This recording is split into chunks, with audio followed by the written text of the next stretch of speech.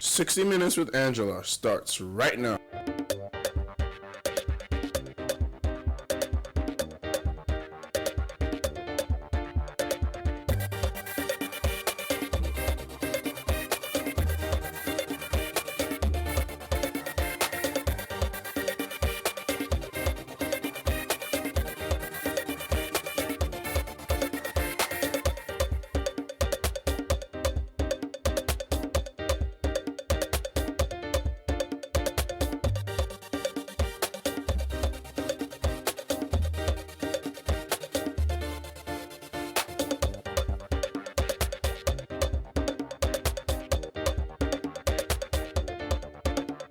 I don't really have any worries, to be honest, and that's not naivety. It's just I can't worry about what I can't control. And so, if, for example, we became so big that people around the world desired our bags so much, and wanted to imitate our bags, in a way, that's another problem. You know, I can't really allow that to cloud me right now. I have to continue to be open and to be generous and to do what I do. In terms of my workforce, I've been really blessed, I must say, the caliber of people that I have. I'm very open to receiving artisans who want to work with me. And I put my ideas on the table, and if it doesn't go, then we don't go. But if we get along, then we tend to get along very well. Well, hello and welcome. This is 60 Minutes with me, Angela Ajetunmobi. Thank you for joining me on the program today. Well, I'm really pleased to be having this conversation with my host today. She's a creative director of Zashadu with a Bachelor of Arts degree in English Literature and Modern Drama Studies from the Brunel University in the United Kingdom. She started out life as an actor. She's delved into architecture. She's been an assistant director and former curator of the African Artists Foundation in Lagos, in the southwest region of Nigeria. She did that from 2009 to 2012. And then she honed her craft in the art of bag making at the London College of Fashion.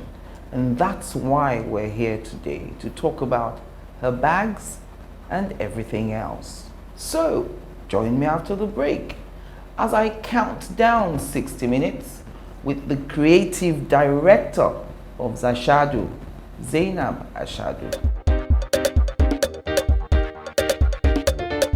Welcome back and welcome, Ms. Ashadu. Thank you very much for coming on the program with me today. Thanks for having me. You know, I'm so proud to be speaking with you today because I saw the beginning of this business. The first thing that comes to my mind is this. If we call hat makers milliners and we call shoemakers cobblers, what do we call somebody who makes bags like yourself? That's a very good question. That's a very good question. And you know, for a long time, I wasn't sure what to call myself because of the nature of the business. So I'm the creative director, so I have all the creative ideas and I lead my team in that aspect of it. But I also am the CEO of my company.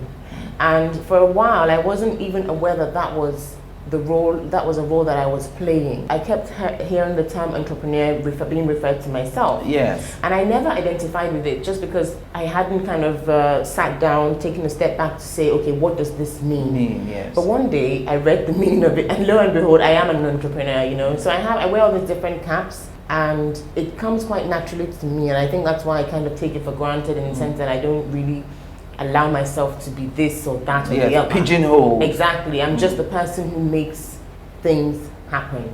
And I'm quite comfortable in that role. Why bags? Why not shoes or anything else? And I'm asking that because I know that the bags are handcrafted leather pieces. So I'm thinking if you can handcraft leather pieces into bags, why not anything else? You know, actually, we've started to do shoes. There are two aspects to the whole brand that are very, very important to me. Yes. And the first of it is my passion for bags. Growing up, I was not a very girly girl. I was quite tomboyish, you know. I always used to read. I didn't watch TV at all. Yes. Just because I liked to read, you know, and I would daydream. And when I was 8, I came across a bag that belonged to my mom. Yes. Very, very elegant, almost masculine, very pared back and beautiful. And I fell in love with this bag. And it was strange for me because I wasn't anyway inclined towards fashion or frivolity. You know, I was very kind of tomboyish. Yes. But my mother was very elegant. She really understood her own beauty. She still does, and would make small changes and be very impactful. And I suppose that kind of stuck with me. And I remember we traveled for a while. We went to the UK. I came back. I was 12. And then we were going through like all the boxes of all the clothes my mom had kept away. And this bag was there at the bottom of the trunk, and it had been water damaged. And I cried. It was the first time I felt any kind of emotion for an inanimate object, you know, for something, and I couldn't really understand it. And as the years went on, I continued to have this passion for handbags. I think what really draws me to it is the marriage of functionality and beauty for me. I love things to be beautiful looking, you know, why not if they can be, but I also am very practical. And handbags, they do both things. You need them to carry all your things around. It needs to be very functional, but it's also a thing of beauty. So that, I think, really held my attention. And then leather, because growing up, you know, we have the phrase in Nigeria, "Kaki no be leather." Yes. And, you know, I would hear my mom say that over and over again, really not really understanding what it meant. And also, you know, just growing up, that Italian bags were the best because they were leather. And so that idea of leather being the most durable material stuck in my head. So when I wanted to delve into bag making, I just knew that it had to be leather. So those two things have continued to evolve for me, you know, as time has gone on. Yes. And you say you're doing shoes now. Yeah. Are you doing it as much as you're doing the bags? My interest in shoes, again, is because I have a very specific style of shoes that I wear. I remember. It's quite difficult for me to buy shoes. It's not difficult, I mean, there are many options, but for me to actually go ahead and purchase a pair of shoes, I really need to fall in love with it. And so I started to want to create my own, you know, but I didn't think anyone else would want them. So I just made for myself, which is how I did the bags actually. But then as I started to, people would pay an interest in my shoes and they want it. And here I am finding myself doing shoes. What I'm trying to do, I'm not trying to reinvent the wheel. I'm just working with very specific shapes, silhouettes, and kind of heels to be. I like when I have constraints because it makes me more creative. When I can't do as much, then I do a lot more. And with the shoes, I'm kind of sticking to that to see how for example, I can make a pair of flat shoes, very, very beautiful looking, and for evening, for example, very comfortable, very glamorous, very luxurious, but still very practical. Especially as I get older, you know, I just want to be able to put my feet into something and look wonderful and move around. So that's kind of my interest in that field. But maybe as time goes on, who knows what I might be interested in and I want to explore. Where you may branch into. Yeah. And so how would you describe your brand to the uninitiated if someone asked you, what is the Zashadu brand all about? How would you describe that? Well, a big part of Zashadu is that we're made in Nigeria.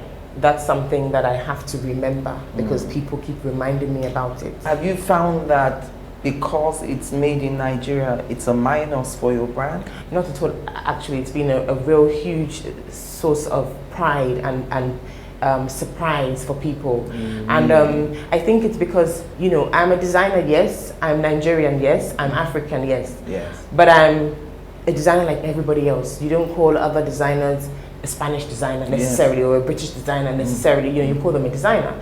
And in the same way, my exploration in design isn't specific to what necessarily people have come to pigeonhole as African design. I'm not interested in Ankara, for example.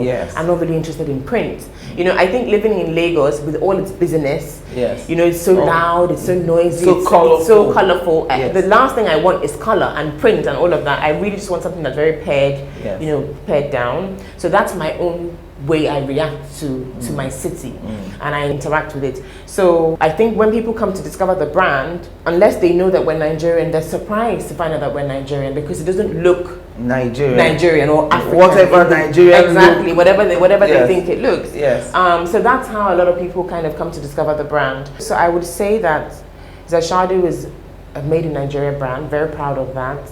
It's a luxurious brand and it's luxury because everything we do is very slow. We use traditional methods to make all of our products, and we're proud of that. It's a dying art. It's something that we've been doing for hundreds of years. We've been using our own tools, our own materials, our own way to make leather goods and to craft them and to make them beautiful. And actually, we've taught a lot of other people without even us knowing the impact we've had on other cultures and other nations. And for some reason, we don't really uphold that as something in our own country. And that's something that causes me some kind of sadness. And I would like to keep it going. I would like to keep it alive. Our artisans are brilliant. If you see what they do with the tools that they have. You know, when I was in London College of Fashion, I learned how to make bags, and they gave us different tools. It would have been very high profile, you know, sophisticated tools. Absolutely. You know, like when you're cutting, use a Stanley knife, just all these different ways. And it was good to learn. When I came back and I started working with artisans, when I first saw them working with their tools, I thought, this one is not the way they showed me. But I thought, you know what, let me just watch and see. Let me see what results we get with these tools. And I did that, and it was the same. So I thought to myself, you know what, I'm just going to leave my guys to do what they want to do. They want to buy their own tools. They want to refashion kitchen knives and carve them and make them into. I'm going to leave them. It gives them pride because this is what they're able to achieve. So we work in that kind of very slow way. Each artisan creates a bag from start to finish, which is the opposite of what happens nowadays. It's like a production line. One person will cut this, one person will cut this. One person will sew the strap. Exactly, and it's still called luxury, and that is marketed to us as luxury, but that's a production line. That's mass production. That's not luxury. So what you do is one man starts the bag from start to finish. From start to finish. How long will it take, for instance, to make a bag? It takes a long time, especially the kinds of bags we do and that we're known for. Very structured, very solid, many components to the bag. The bag that takes us the longest time is the Justice. It takes us 82 hours to create the bag from start to finish. Really? Yes. Yeah. How big is it? It's quite big. It's quite big. It was made for a judge. Okay. You know, she ordered a style that would be befitting of her, and so I designed it, and it became very popular. So that, for example, takes 82 hours. Some smaller bags take 36, 24 hours. Do you cost according to how long it takes to make the bag? Yes, that is definitely a factor when it comes to paying the artisan, and therefore the cost at the end of the line. So so that's, for me, that's real luxury. You know, instead of kind of expanding production in that way, where you know, which is the kind of modern way to do business. I'd rather my collectors wait for the bag, you know, because to be made because that's what we do, and that's what gives us joy and gives us pride. And so the bags are made by hand. Yes. Not machine. With machines. Now, hand making, when it comes to leather things, being handmade doesn't mean excluding the use of machines. Okay. It means that's another part. There's also hand sewn. You know, people still also do that. Right. But handmade means that a human being cuts the pattern, puts it together, glues it, aligns it, everything. So that there's like, basically each bag is different. It's not, you know, the leather isn't kind of fed into a big machine and then a pattern is pressed and it comes out at the end of it. Also, like for example, the straps, you know, we'll cut it by hand, we'll fold it, we'll sew it. So it takes a long time. Whereas you could just feed it into a machine and you'd have like 10 straps in 1 second come out. And there's nothing wrong with that, but that's just not what we do. So that's the handmade aspect of it. It's made by real people. Do you have any challenge about pirating your bags, pirating your designs? Do you have any challenges with members of your staff, for instance, trying to replicate what you're doing and trying to sell it cheaper on market? I don't really have any worries, to be honest, and that's not naivety. It's just I can't worry about what I can't control. Right. I can only control what I can. And so if, for example, we became so big that people around the world desire our bags so much, imitating I wanted to imitate our bags. In a way, that's another problem. You know, I can't really allow that to cloud me right now. I have to continue to be open and to be generous and to do what I do. In terms of my workforce, I've been really blessed, I must say, the caliber of people that I have. I'm very open to receiving artisans who want to work with me. And I put my ideas on the table, and if it doesn't go, then we don't go. But if we get along, then we tend to get along very well. A few of the problems we have with artisans or with workers not being as good as we want them to be or being loyal comes really from us, the people who are in charge of them.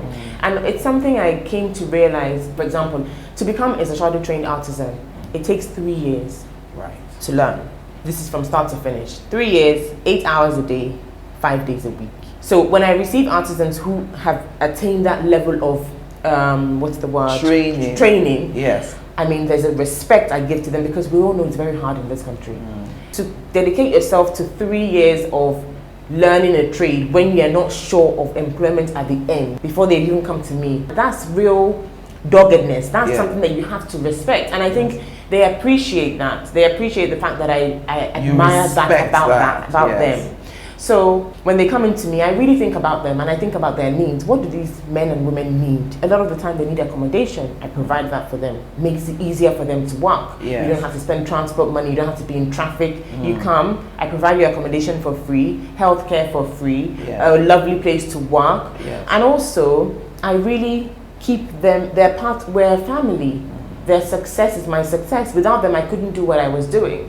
And I think that feeling of respect and of kind of family really makes them feel the people who are that way inclined. It makes them feel where am I going to? I want to stay here. I'm okay here. I'm okay here. And again, it's wonderful being an artisan. You can be very talented. You can know that, okay, I'm going to go to Auntie Angela, I'll make a bag for her, she'll pay me this much. I'll go to this one, I'll traipse around, go to Kwe. But after a while, you're tired. It's tiring. You just want to be in one place and know that at the end of the month, you get paid. That's what happens with us. So I think all those things together and the idea that we're doing something different, I always remind them, listen, you guys, it's not how I used to do it, so it's this way now. And then they see the reality. You know, it's like we're growing something all together. I think that helps me keep my family together, help me keep my team together. And I've really learned a lot through that process. Join us again after the break. 60 Minutes with Angela. Again, answers to every question you always wanted to ask.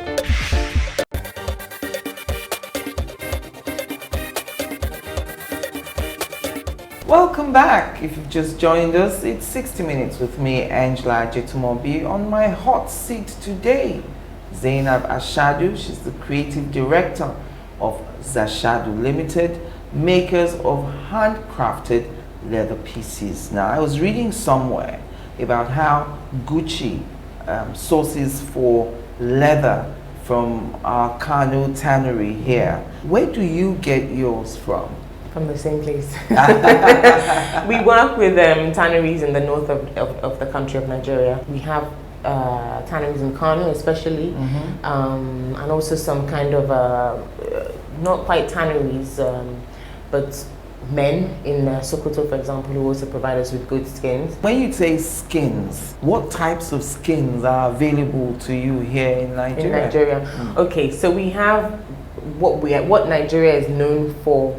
We're the 7th largest producer of leather in the world. Okay. And leather comes from? Leather comes from sheep, what we call rams, and goats. And we have one of the highest quality of these light skins in the world because of the nature of our animals. They're not so hairy, so it's easier to get rid of the hair without too much chemical interference, and it preserves the quality of the skin. And also the way in which we kind of rear our animals is very close to the ideal way, which is that a lot of the animals, they eat the remnants of what the people in the house have eaten. You know, from the bones or from the bushes. So it keeps the quality of the skin. Really? Yes, it keeps it very good. Look at how you're discussing rhymes. You know, so it's very revered. I mean, there was a point when Sokoto goat skin was #1 in the world. Sokoto goat. In fact, it's still called Sokoto goat around the world. It's like the highest quality goat skin you can find. Really? Really. So we have wonderful leathers available to us. So those are the light skins. We don't do bovine leather, which is cow leather, because we you know, it's more beneficial for us to sell that as meat. You know, so we don't really do that. Does it have value in terms of if you used it for a bag? Oh, it has a tremendous value. Bovine leather is another kind of leather in itself that does different things. That it's very particular. So we don't produce that here. We don't do that. What about antelopes, deer? Okay, so the other kind of skins that we do have are well known are snakes. We have snakes, pythons, vipers. We have lizard skins. You know, the big lizards. Yes. We have crocodile. We have, yes. When you say crocodile, I mean, at what stage do you see the skin? Do you see it when the animal is killed or afterwards? I see it afterwards. Okay. I see it just after the animal has been skinned for the crocodiles. For the exotic skins, that's what we call them, crocodiles, yes. snakes, and lizards. Yes. We see it just after it has been, taken off in the profession, really well done. Yes. When you say taken off professionally, they take it off in a way not to spoil the pattern. Not to. It's very, very difficult to skin an animal. You have to be. It really is very difficult. It's an art. It's an art. So you don't want to damage. You don't want to damage the skin. Yes. You want to preserve it as much as possible. So we work with really professional, skinners in that field. Yes. For the crocodiles and the exotic skins, we dye them ourselves. So right. I was getting there. They say foreign fashion houses who buy leather from us dye and tan their leathers abroad. Why is that? Now the thing is, there are two categories in this. So the exotic skins, that's something else. But the light skins, which I spoke about earlier, the goats and the sheep, there are two ways in which we do it in Nigeria here. There are a few tanneries in Kano who go from beginning to end. They tan, they dye, the stages, and they finish the entire skin and they ship outside of Nigeria. And they sell it, abroad. They sell it to lots of different places. They sell it to Portugal, they sell it to China, they sell it to Italy, everywhere. And then there's another phase where we, the tanners, get the leather to a phase that's called wet blue. Right. And there, it's like they've taken the hair off, they've made it pliable, it's ready to be dyed, it's ready for technology to be imprinted upon it to do whatever they want to do. Now, the reason that a lot of companies outside of Nigeria buy it at that wet blue phase is because they know what they want to do to it. They have the technology which we don't have because of our challenges with electricity and just the whole sector. It's kind of been neglected, and so they take it. Of course, they have everything. They have all the machines. They do amazing, incredible things to it. And then when they finish, because fashion is seasonal, of course, they have all this excess of leathers. Our Nigerian brothers over there see the value of it, pack them into containers, and send them back to us. So we end up buying Nigerian leather back from abroad. And although it's a sad thing, it's at least we're buying something that we can't. With the facilities that we have, we can't actually produce those leathers here. So we're kind of getting the best of both worlds in a way. So can you dye leather and tan it yourself? No, I can't do that with the light skins. I can only do that with the crocs and because the way in which we dye the leathers, for example, the crocs and all of that, it's very, what's the word? Old-fashioned, old school. And it's time consuming. So you can do one skin at a time. And you apply on top of it, and then it's a very time consuming way of doing things. But with the exotic skins, it's okay. We can do it like that because it's just it's more interesting. Each skin is different, it's not kind of, and we don't mass produce it. Not that we mass produce anything, but it's, it's made to order and all of that. I mean, people still dye in the traditional way, I must be honest. In Kano, there's still dye pits where they use, lots of naturally derived chemicals to dye. Are they good? They're good, but it's lacking, there's a step lacking. It's lacking in the advancement of technology that makes the leather not smell, for example. That makes the color be even. That gives you different colors in one spectrum of a color that we're used to now, So when you see like a snake skin shoes and it has all these different tinges, it's somebody that does that on the skin? Well, I think I know what you're talking about. It's kind of like a graduation of color. Well, that could be, if it's a design, that could be for that specific purpose. But what I'm actually talking about is like when I don't know, maybe you haven't come across them. It's often called Moroccan leather. And you see it looks cruder than our normal leather. The color is crude. The way it looks is crude. It smells a bit different. So we still have that, but we've advanced so much that you and I wouldn't even buy those bags, except we're trying to be ethnic. You know what I mean? So we are not really interested in doing that kind of dyeing. We work with the tanneries who have these huge vats. They put all of the skins in at once, and they can measure the way the dye is applied and the way it goes around, and you have finished beautiful skins. So we leave that one to them because they have all the machines. To do that. Do these sellers of the leathers, do they have any idea about the value of the leather that they sell? Oh yes, They do. they do, because they quote you in dollars when you come to buy from them. Serious? Absolutely. Up north? Yes, they do. The people who make, you know, with the tanneries. Yes. I mean, they're exporting. They are exporting. So they must have an idea what dollar. And if Gucci is coming there exactly. as well. You know, when I go to them, they just laugh at me. They laughed at me so much that I became like their sister. Yes. So they started saying, okay, we'll give you some pieces that they didn't collect. I said, okay, give me, I'll take, manage. you know. And so that's how we started, because I don't meet the demand that they, you know, I need to order 5,000 pieces of one skin to be able to buy from them. Really? I mean, I don't do that, you know, I don't order that much. So that they even sell to me, it's just, it's a big deal. It's a big deal. They're just trying to support their own, you know. Yes. And it's, you know, it's really perseverance on my own part. Yes. So I'm very appreciative of their partnership. Okay, so they know what they know what they have. They really do. They really do. The members of your team who make the bags, you've mentioned earlier that some of them have trained already before they come to you. Do you do any further training? Because I assume that you have your own idiosyncrasies about what you want from your bags. Absolutely, we do further training. But it's the little things that make a difference. So the training that they have is the basic fundamental training that you have to have as a leather artisan. Yes. Leather is very difficult to work with. Hard work, you know. A lot of my staff, they've been in their previous lives, they've been things like farmers. Right. Or just hard laborers. Labor. So it really comes in handy for them. When you say it's hard to work with, is it tough? It's a tough. Needle can't go through? It's tough. The material, and Yes. it has its own qualities. So it can be stretchy depending on the skin. It can be stretchy. It can be very, very taut, and you work it too much, it breaks. It starts to tear. It's tough, you know. And then sometimes you get a thick piece of leather. Yes. And you want to thin it down, but you want to thin it down precisely, because there are these machines you can feed them into where you can skive the leather easily. We don't have those machines.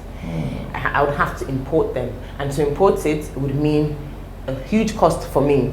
So we do it in the traditional way, where we use a knife to basically, like you're filleting fish. Thank you, but you're doing it with leather very quickly. I mean, it's you just slice the leather into two, and you'll be like, oops, you know. So they can do it removing the skin from inside, and it's very thin. So it's very hard. It's hard work. It takes hard work to do it.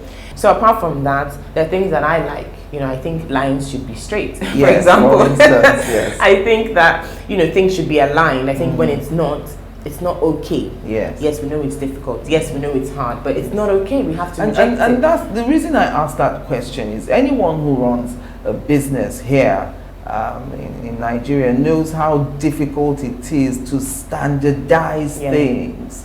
You know, if you have 3 people doing the same thing, you will have 3 different outcomes. How do you cope with that? You want your zips to be straight, you want the pockets in the bag to be the same, and to the stitching to be equal. How do you achieve that? I just continue. I just tirelessly keep saying the same thing, and I also reject bags.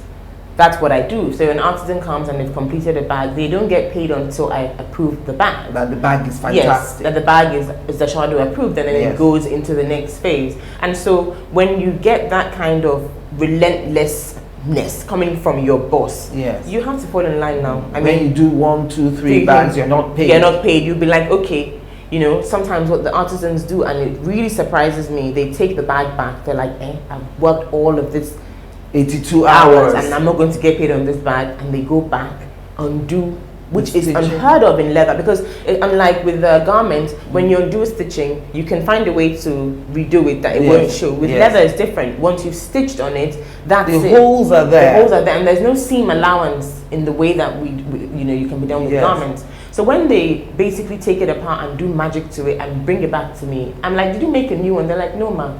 And they painstakingly go through the process. I think, okay, now I've got them. Because for them, they understand what I'm trying to achieve. And they take it on board and think, oh, okay, so if it be like this, you know what I mean? And then it's like, okay, and then we move on. So it's step by step like that. And I think, you know, when they see your passion, and I keep them involved in the business in a way, I say, listen, this bag you've made, I've had to sell it for less because of this. you know, and I'm not taking any money from you, I'm paying you in full, and all of these kinds of things. I think people can see through inauthenticity. Yes. When you're authentic, they can feel it and they respect it. So that's kind of helps as well. Yeah, what we trade in. I ran into your bags in Paris. The one I saw was about 180 euros. How was it? When was the first bag you sold for real money? And you know, how did you assimilate that? Somebody paying you for a bag that you made? You mean the first ever bag? The first ever. Actually, the first ever bag I sold was here in Nigeria, I believe. Yes, as Zashadu bag. I had found an artisan, so this was before I used to, when I used to outsource my work to different artisans. I found one that I liked, that worked with me, I understood, and I gave him the work to do. At this point, I was still working at African Artists Foundation. He brought the bag back to me. I saw it in real life and I thought, wow, this bag is beautiful. I loved it, so I kept it on my desk. And I had a meeting with a French lady. So she came into the meeting, we were talking. I kept noticing that she kept looking at the bag. Yes. So after about 15 minutes, she stopped and said, I'm so sorry, Zainab, but this bag, I love it, it's so beautiful. Where did you get it from? And I said, oh, I made it. She was like, no way. I said, yeah, yes way. She said, wow, I love it. How much is it? I just was like, I didn't want her to know that I was like, oh my God, you know, I hadn't even thought about the price. I just boldly said 60,000 naira. She said, really? I said, but for you, because you're my friend, I'll give it to you for 50. She said, okay, I take it. She took it right there. So that was the first time I sold a bag. I didn't mean to. And that was the first time you probably knew that I can make a living yes, from this. I thought, it didn't even occur to me at that stage. I just thought, okay, this woman obviously really liked the bag because she didn't know I made bags. She didn't, and she took it. You know, and I regret till today not having a photograph of it because that was, but I know that she has it and she loves it. And so I invested all that money back into and made more bags. So that was the first, and it was very encouraging, I suppose, because I wasn't trying to sell. I wasn't known. I was just admiring something that I was in love with, and somebody else came and took that. Because the thing is, I really don't make bags for other people. It really is for myself. Yes. I mean, now that we've come to where we are right now, I do take other collectors' suggestions on board. If you've collected our bags and you've been wearing them, I have to listen to what you're saying. So, you know, my sense of self or who I make bags for has expanded, but it's still the same ideals and things that I... So it was a real surprise, and in a way, it still is a real surprise that when people react so positively to my design, to my bags, I'm like, oh wow, you know, people really like it. Join us again after the break.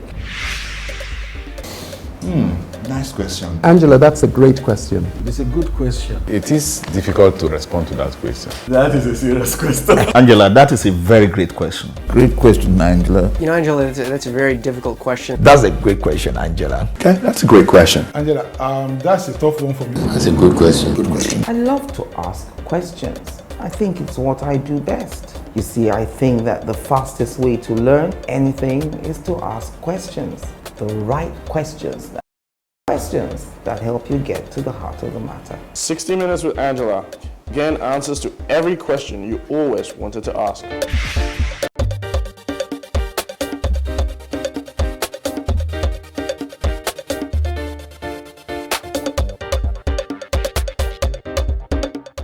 Welcome back. My concluding moments now with Zainab Ashadu, Creative Director of Zashadu. You were marketing these bags online. I know you've sold them in London, Miami, Johannesburg, Dublin, Paris, and Charlotte Ziegler used to stock you at a time. Do you find that people sometimes prefer to buy an established designer rather than start out with you, who would be considered a new designer? I don't really kind of pay attention to that.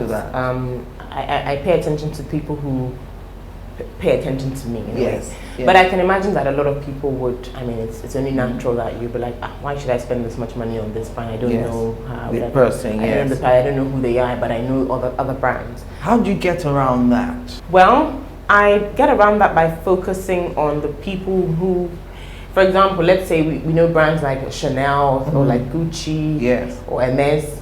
When they first started out, they would have been in the same position as me. And there would have been a few people in society who would have seen the value in what they're offering and said, I'm getting this bag and I'm Yes. doing that. And people will be like, why are you doing this with this unknown, Yes. new? Yes. So I feel in the same way, you know, in 100 years, Zashadu will be The same. will be the same, and Yes. people would be, you know, so the people that collect from us right now are very special to me. They're very dear. They're the pioneers. They're the ones that are setting the trend and making people see that, you know, this is really cool, or this is Yes. really interesting. Let's invest in our own people, kind of thing. So I really pay attention to them.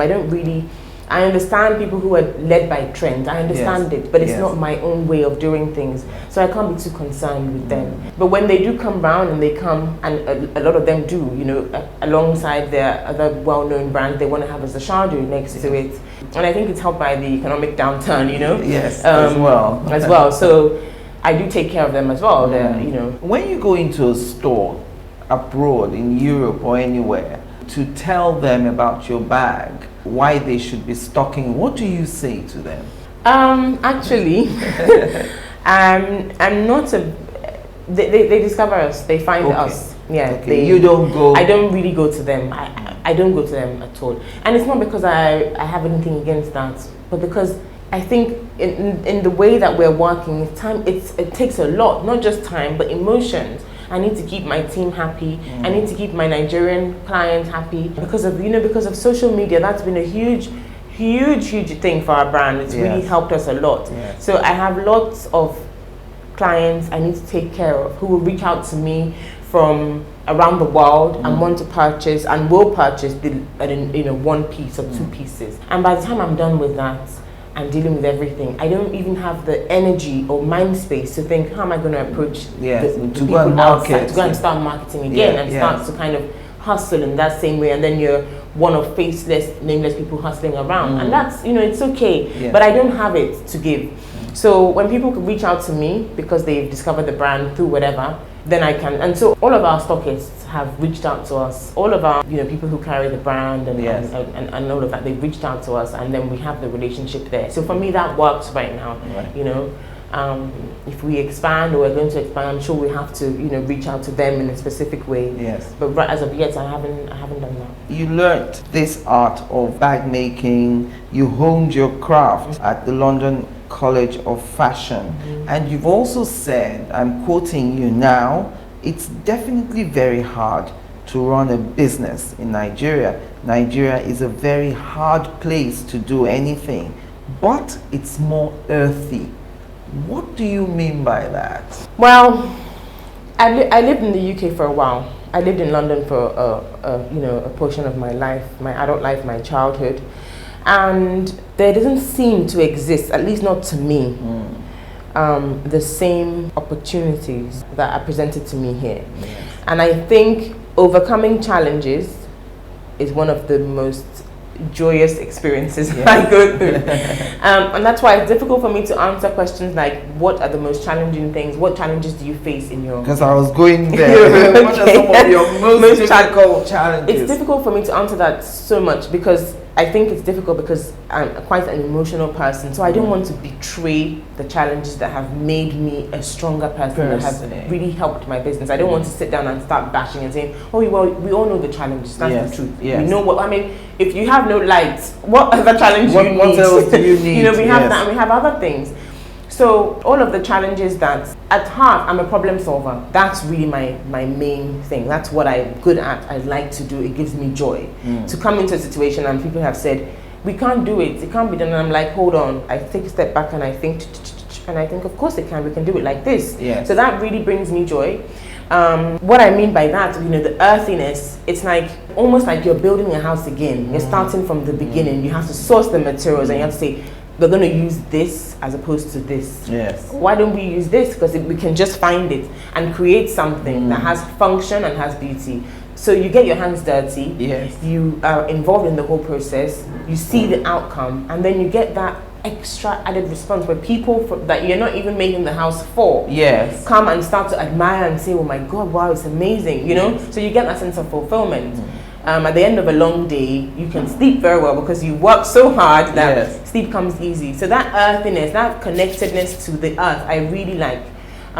It fulfills me a great deal. So I really I'm grateful to Nigeria for that. And of course, we must respect the environment. How do you combine sustainability of what you do, the quality of the leathers, the quality of the work, you know, maintaining the happiness of your workforce with respecting the environment as well? Well, I don't know, for me it's kind of not it's not something that's separate from myself. You know, it's like we're guardians of the earth. You know, that's what we're meant to do. It's a gift we've been just given, handed, you know, over. So for me, it's like the most logical thing to make the right decisions in every possible way. You know, I like to work with natural dyes as much as possible, just because we can achieve the same results and it's better for the environment. The leathers, the tannins, I know where I'm getting them from. You know, we eat meat.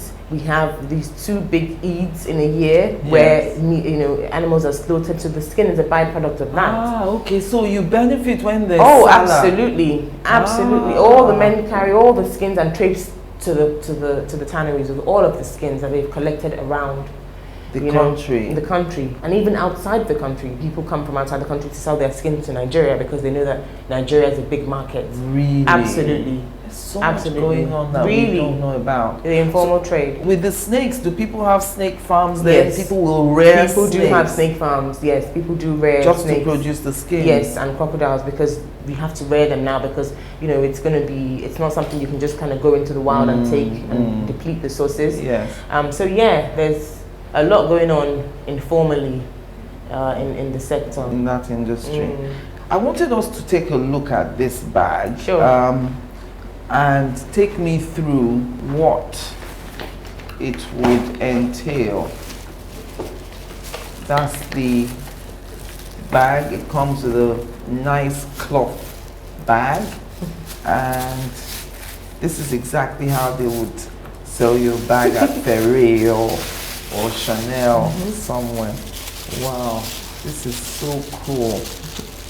I want you to just take me through the kind of hours that went into making this. So, one person does this from start to finish. Yes. Not one person doing this bit. No. How many hours would this take? This is a Zashadu. You can see the label in there. Of course, you have your authentic card. This leather has been worked by a craftsman and finished by hand, and this is the result of a careful selection. Handmade in Nigeria with love. I like that. And then you have the hand chain. So take us through this. Someone does this as well? Absolutely, the same person does it. Alright. So there exists for this entire bag, this is called the Box Clutch Classic, and it has a pattern, you know, it has a pattern that exists, and when you want to create the bag, you have to look for the pattern, find the leather, you know, you look for the best side of the leather, then you place your pattern on it, then you use your knife to cut around it, so each piece has a pattern. Now you see, like, this place has been folded, for example, for it to be able to be folded in this way that it doesn't obstruct the shutting of the bag, and it shuts with ease, it's not bulky.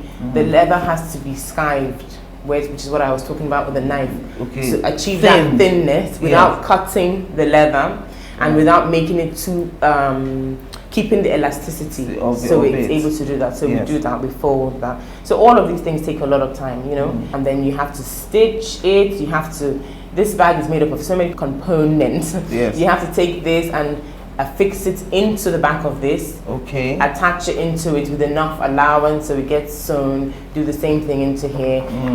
So a bag like this will take maybe 20 hours. To do this? Yes, to create this. Everything, the lining, this is the lining that has been affixed onto it, sewn onto it, this has to be created, everything. The buttons, the clasps. Yeah, the clasps has to be perfectly aligned so that you just have that ease of folding.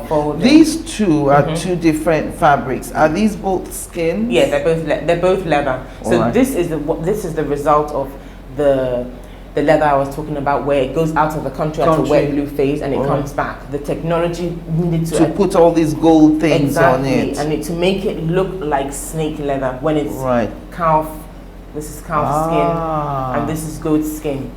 And it's been imprinted onto it. And you know, the pattern has been kept, it's like purple and a bit of grey and then some gold. Some gold on it. To do that. So the chains are one of the things that we import or we buy from importers. The chains, the clasps. Yeah. Yes. Those are the hardware. We definitely buy them from importers because we just don't create them here. We don't have the factories that do them. Yes. What is the price range of your bags? From what to what? It starts from 28,000 naira and it goes up to 250,000 naira. Is that for the justice? Yes, that's in leather. And then it starts at 75,000 naira and goes up to 800,000 naira in the exotics. The exotics, Yeah. that's the snakes, That's the snakes and the crocodiles, and lizards. Yeah. Okay. Yeah. Why do you call one exotic? Is it that the rams are cheap? It's just the industry name. Okay. It's not really something that a term we've coined ourselves, just something we're kind of following in. Yes. So across the world it's known as exotic leather, and really it just means, I suppose, dangerous animals, not domestic animals that you would tend to eat, or or things that are not available outside of Africa. The exotic continent in that way. Yes. Yeah. And this doesn't smell. It smells like new shoes in Russell and Bromley. Yes, nice. Wow, fantastic work. Thank you for representing Nigeria. It's great work. Have you won any awards that you can tell us about? Yes, we've won an award. We won an award last year, the Heineken Lagos Fashion Design Week. That's 2015. Yes. Yes. Yes, it was held October 28 to 31. That's right. We won an award for the best. It was like a 5-year commemorative award ceremony. And we won an award for the best accessories design brand. And that was really a really nice surprise. Yes. And we were also finalists at the Independent Handbag Designer Awards ceremony. Yes. In New York in 2014, and that was also quite a big deal, because it was. I think we're the first Nigerians to be represented in that at that, and the first Nigerians to be finalists, and it was really nice. Do you have any outlets here in Nigeria, or how do Nigerians buy your bag? Do we all have to go online? Absolutely, we're sold by Alara, the wonderful groundbreaking boutique in Victoria Island. Yes, shop. Her store. Where is the Alara? That's in Victoria Island. So we're sold there. We're stocked there. We're also stocked at another boutique, also in Victoria Island, called Push. They stock our Mummy and Me collection. So we're available in those two stores. Yes. We're also available through ourselves. We have a private studio that we receive collectors in. Yes. But it's it's really kind of my atelier, my private office kind of thing. But we do receive clients there, and they just reach out to us. Our phone numbers on our website or on our Instagram page, and then we. And your website is Zashadu.com. All right. So, for all the viewers watching, now that there's a message out there about buying Nigerian and growing Nigeria's economy, I thought it was just so important to have someone like you in the studio to tell us about starting a new business and running it successfully in Nigeria. Thank you very much for coming on the program. Thanks for having me. And thank you for watching. I'm Angela Ajetunmobi.